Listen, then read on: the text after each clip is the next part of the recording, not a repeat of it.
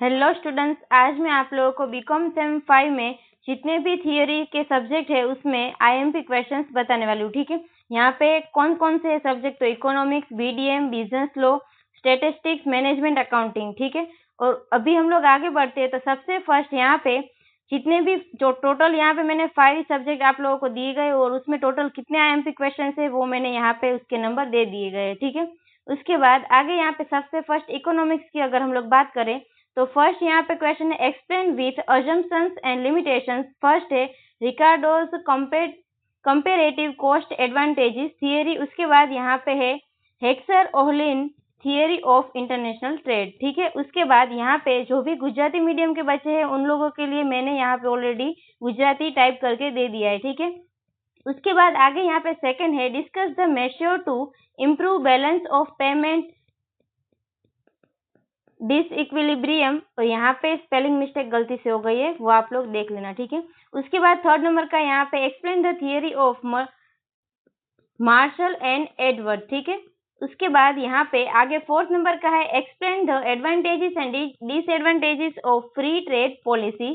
उसके बाद आगे फिफ्थ नंबर का है व्हाट इज तारीफ, एक्सप्लेन द इफेक्ट ऑफ तारीफ with the help of diagram. Six number का है explain purchasing power parity theory with limitations. ठीक है, उसके बाद सेवंथ नंबर का है एक्सप्लेन करना है, उसमें फर्स्ट है exchange rate and inflation. Second number का है exchange rate and interest rate. ठीक है, उसके बाद आगे यहाँ पे 8 नंबर का है explain the absolute cost advantages theory given by Adam Smith in detail. ठीक है, उसके बाद आगे 9th नंबर का है what is term of trade, explain the affecting factor to terms of trade.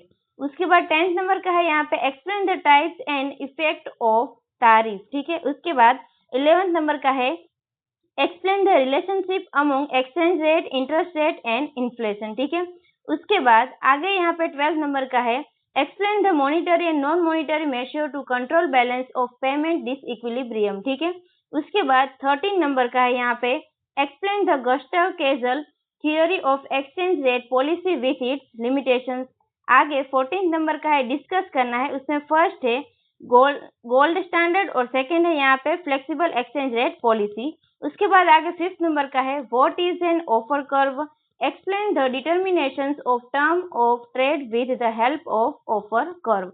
उसके बाद आगे 6th नंबर का है discuss the infant industry argument for protection. ठीक है, और ये इतने यहाँ पे मैंने आप लोगों को इकोनॉमिक्स में मोस्ट आईएमपी क्वेश्चंस दिए हैं। उसके बाद आगे यहाँ पे बीडीएम की अगर हम लोग बात करें तो इसमें फर्स्ट है define service and describe the distinctive characteristics of it. ठीक है, उसके बाद सेकंड है यहाँ पे एक्सप्लेन करना है, उसमें फर्स्ट है सिग्निफिकेंस ऑफ कस्टमर सेटिस्फेक्शन। ठीक है, उसके बाद थर्ड है यहाँ पे सेकेंड है बेनिफिट ऑफ सीआरएम। ठीक है, उसके बाद आगे थर्ड नंबर का क्वेश्चन है write a detail note on spread of retail chain in India. उसके बाद आगे फोर्थ नंबर का है define the retailing, describe the scope of it. उसके बाद फिफ्थ नंबर का है एक्सप्लेन करना है, उसमें फर्स्ट है factors and forces in rural marketing और सेकेंड है इसमें सिग्निफिकेंस इन रूरल मार्केटिंग। ठीक है, उसके बाद आगे यहाँ पे 6 नंबर का है write a detail note on the development of rural marketing in India और आगे 7th नंबर का है एक्सप्लेन करना है, उसमें दो है, फर्स्ट है distinct feature of good case study. ठीक है, उसके बाद सेकंड है describe the objective of case study method. उसके बाद आगे 8th नंबर का है explain the various advantages of case study in view point of management. ठीक है, उसके बाद आगे 9th नंबर का है explain various form of retailing in context to profit margin and sale. उसके बाद आगे 10th नंबर का है give the meaning of retailing, explain in detail the main activity in retailing. उसके बाद 12th नंबर का है एक्सप्लेन रूरल मार्केटिंग इन्वायरमेंट। आगे 12th नंबर का है explain segmentation of rural marketing. ठीक है, उसके बाद 13 नंबर का है discuss the task and benefit of customer relationship management. आगे 14 नंबर का है write a note on marketing mix in service marketing. उसके बाद आगे अगर हम लोग देखें तो 15 नंबर का है explain the importance of retailing. जो भी यहाँ पे ये वीडियो को देख रहा है वो अगर चैनल पे नया है तो चैनल को सब्सक्राइब कर दे और वीडियो को लाइक करना मत भूलना और अपने फ्रेंड सर्कल में वीडियो को जल्दी से जल्दी शेयर कर देना, और जिसको भी मेरा वीडियो अच्छा लगे वो मुझे सुपर थैंक्स भी भेज सकता है। वो यहाँ पे वीडियो के नीचे जहाँ पे आप लोग लाइक करते हो वीडियो को, उसी लाइन में है सुपर थैंक्स, ठीक है, वो आप लोग देख लेना। उसके बाद आगे 16 नंबर का है write a challenges in delivering values in rural marketing. आगे 17 नंबर का है give the limitations of case study. 18 number का है state guiding principle to make the case study method effective. उसके बाद आगे 19 नंबर का है explain factors affecting in marketing of service. आगे यहाँ पे 20 नंबर का है Nalini company is a customer service company by which method anyone no that the company is successful in customer satisfaction. उसके बाद 21 नंबर का है यहाँ पे what is retailing, write its meaning and the state characteristics of it.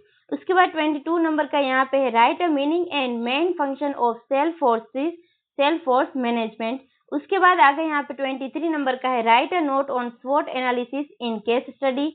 और उसके बाद 24 number का है explain the factor relation responsible for the spread of shopping malls in India. उसके बाद 25 नंबर का है explain the product strategy in rural area. और लास्ट में यहाँ पे 26 नंबर का है explain special trades required for rural salesman, ठीक है। तो इतने यहाँ पे टोटल बीडीएम के क्वेश्चन है मोस्ट आईएमपी। उसके बाद आगे यहाँ पे 3rd नंबर का आता है बिजनेस लॉ, ठीक है।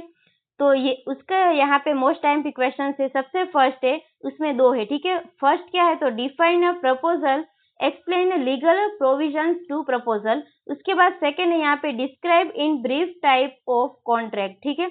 उसके बाद आगे 2nd नंबर का, उसमें भी 2 है। तो उसमें फर्स्ट है who are content to enter into contract. उसके बाद 2nd नंबर का यहाँ पे है describe following elements to free concept. उसमें फर्स्ट है फ्रॉड और सेकंड है यहाँ पे मिस रिप्रेजेंटेशन, ठीक है। उसके बाद आगे यहाँ पे 3rd नंबर का है define consideration, explain legal rules to consideration, ठीक है। उसके बाद उसमें सेकंड है explain rules regarding contingent contract, ठीक है।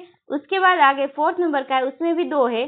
तो उसमें फर्स्ट है describe types of discharge of contract और सेकंड है एक्सप्लेन केस ऑफ क्वॉशी कॉन्ट्रैक्ट, ठीक है। उसके बाद आगे 5th नंबर का है एक्सप्लेन करना है। उसमें फर्स्ट है टर्म्स अंडर एक्साइज ड्यूटी और सेकंड है टाइप्स ऑफ कस्टम्स ड्यूटी, ठीक है।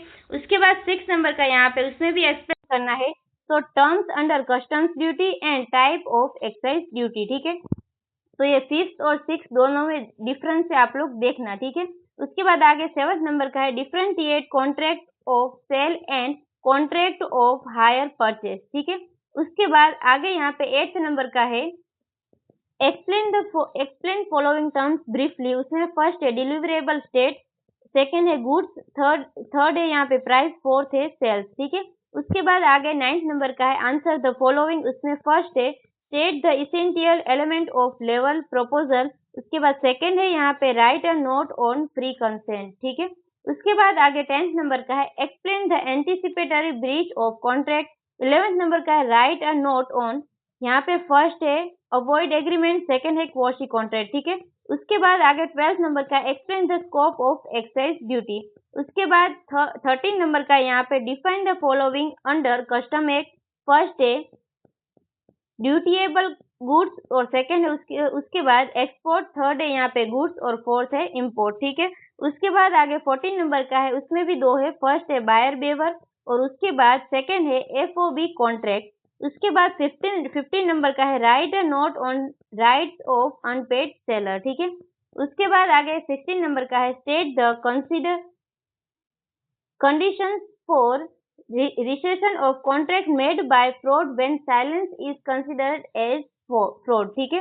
उसके बाद 17 नंबर का है define the competent party, discuss the provisions related to argument by and with minor। उसके बाद 18 नंबर का है give an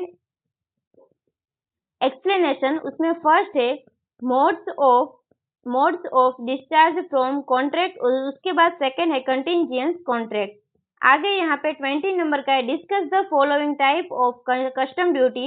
उसमें फर्स्ट है स्पेशल एडिशनल कस्टम ड्यूटी और सेकंड है यहाँ पे काउंटर वेलिंग कस्टम्स ड्यूटी, ठीक है। उसके बाद आगे 3rd नंबर का है एंटी डंपिंग कस्टम ड्यूटी।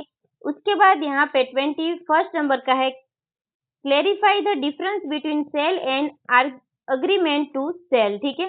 उसके बाद आगे यहाँ पे 22 नंबर का है explain FOB CIF and ex ship contract, ठीक है। उसके बाद 23 नंबर का है give an explanation of an implied conditions in a contract of sale of goods. उसके बाद 24 नंबर का है डिस्क्राइब टाइप ऑफ गुड्स। उसके बाद 25 नंबर का है define condition and warranties when condition be trades as warranties, ठीक है। उसके बाद आगे यहाँ पे 26 नंबर का है explain the rule of sale by non owner and exceptions of the rule. उसके बाद 27 नंबर का है explain the rule about appropriation of payment of डेब्ट। उसके बाद आगे यहाँ पे 28 नंबर का है give the meaning and following terms. First है यहाँ पे कोस्टल गुड्स और सेकेंड है यहाँ पे प्रोहिबिटेड गुड्स, ठीक है। उसके बाद आगे यहाँ पे 4th नंबर का आता है स्टेटिस्टिक्स, ठीक है।